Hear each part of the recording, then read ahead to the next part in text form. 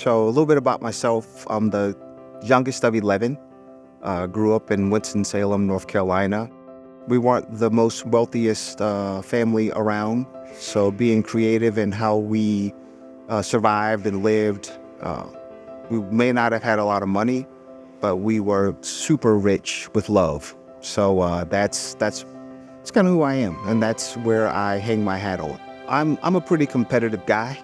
And being the youngest of 11, I was always compared to my older brother or older sister or things of that nature. So I always wanted to establish my own identity and make my own name for myself. I just always wanted to find my own way and have my own identity. So I chose Appalachian State. It was close enough to home that I could be close to home, but it was far enough away from home that I could be far away from home. The way that I would describe Appalachian State or the town of Boone to someone that's never been before, I could simply sum it up by saying that's God's country. There's something about being on the mountain. You know, it is just something that it just brings out the best in me. When I stepped foot on campus, I knew that that was my home and that I loved it. My two degrees from Appalachian State, I love Boone so much, I had to go back a second time. My first degree is math with a minor in physics, and calculus was the only class I passed my first semester, freshman year, and I didn't really study for that. So I'm going to be a math major because that came easy to me. What I did from that is that I taught school for 7 years, partial high school, partial middle school, to divide up those 7 years. But teaching wasn't really for me. I love being with the kids. I love teaching. I love math. But what I didn't love is the administrative portion of teaching school. So I decided to get a degree in healthcare management at Appalachian State. And I know that our College of Business is world-renowned and it's top-notch. But being on campus and finding my way, making friends, things of that nature, I gravitated towards, what better way to get involved with the campus than to join a organization on campus. So I decided to join the Men's Service Club. And joining the Men's Service Club, I expanded my network of friends, got involved with campus activities, did service projects for the town of Boone, for the university, eventually joined a fraternity, and just took off from there. Alpha Phi Alpha was founded at Appalachian State January 17th, 1985. I didn't know too much about it, but as I learned through the Men's Service Club about all the NPHC organizations, what I found is that Alpha Phi Alpha fit who and how I am. The motto of Alpha Phi Alpha is, first of all, servants of all, we shall transcend all. So the service part about Alpha Phi Alpha is really what resonated with me, and I knew that I wanted to be a part of that organization. So the Plots and Gardens Project, my involvement with that, why that was so important to me. That is a symbolic gesture that Alpha Phi Alpha NPHC, we belong at Appalachian State.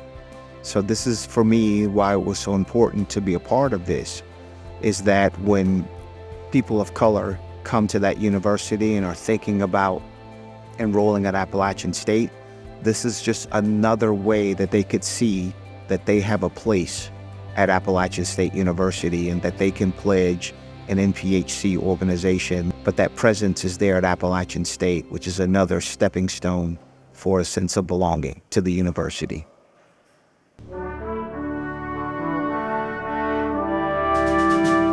My military career and how that began, one of the things that I wanted to do was not teach school anymore, and I just was brainstorming on what I could do to earn a living. And so for my Christmas break, I would go visit my brother, who was stationed out at Nellis Air Force Base in Las Vegas. He convinced me that with my math and physics degree that I should become a fighter pilot. And I'm like, this is what I want to do. So what I didn't know is to become a pilot and joining the Air Force, you needed to have your private pilot's license. It isn't hard to get a pilot's license. What's hard to get a pilot's license is the cost. Being a pilot wasn't in my future, but I wanted to serve. Again, part of the service mantra in me. So I joined as an enlisted person. As an enlisted person, and part of the mentors that I've had throughout my life, one of the things that I learned from them is wherever you want to be in life, that you need to speak it.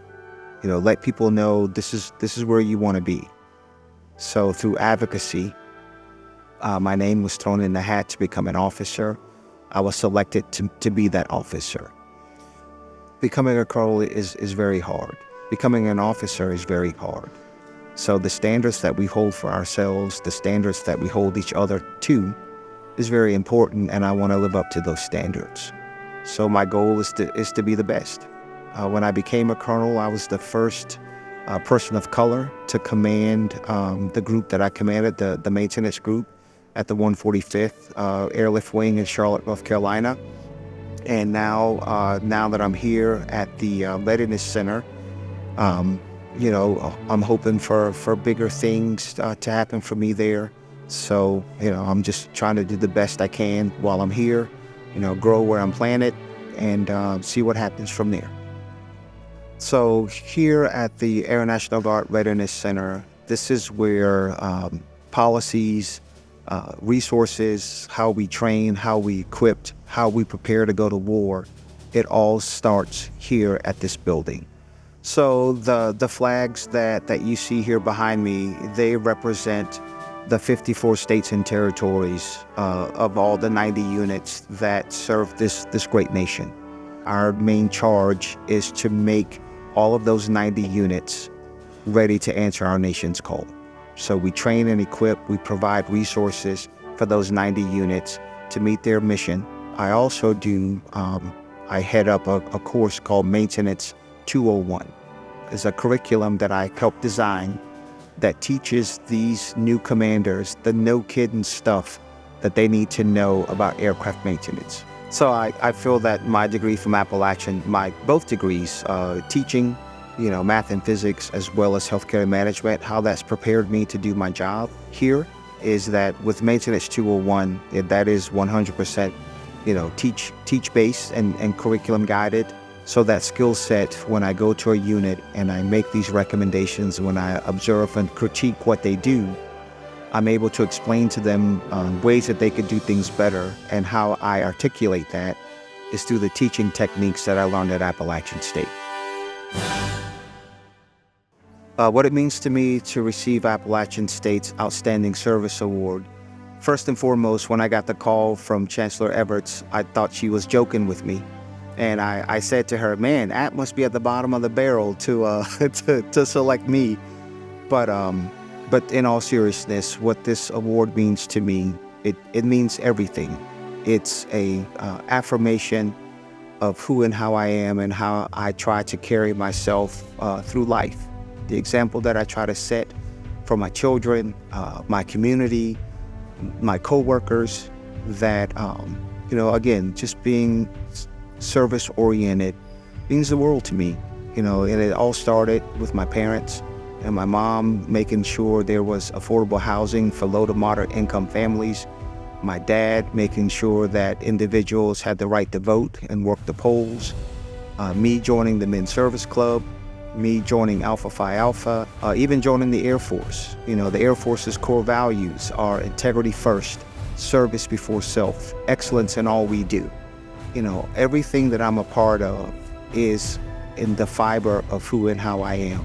This is who and how I am. I love Appalachian State. I love Boone. Other than deciding to marry my wife, Erica, I think going to App State is probably the second best decision I've ever made in my life.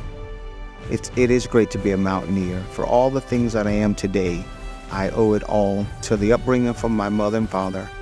But to fine-tune those things, I honed those skills at Appalachian State. And so to be recognized for this award, it means the world to me. It means that my efforts and energy are being noticed, and hopefully it is impactful and that it's making the difference.